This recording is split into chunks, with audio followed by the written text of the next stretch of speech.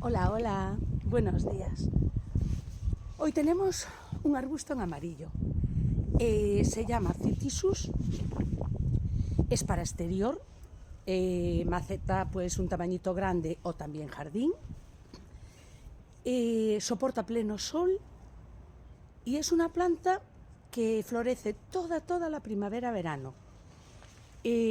Como podéis ver, tiene una forma, pues un arbustito muy bonito.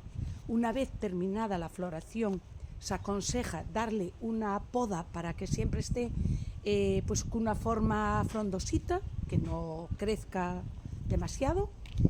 Y se usa también muchísimo para rocallas e incluso taluces, como planta para sujetar la tierra. En verano, pues lo regamos como cualquier otro arbusto, pero a poder ser que no hincharquen, ¿vale? Que siempre tengan unas tierras bien drenaditas y poco más, para que veáis otra opción de arbusto. Flor amarilla, pues a ver, sí hay, pero en arbusto es una variedad que suelen predominar pues otros colores. Espero que os guste y muy buen día. Hasta luego, gracias.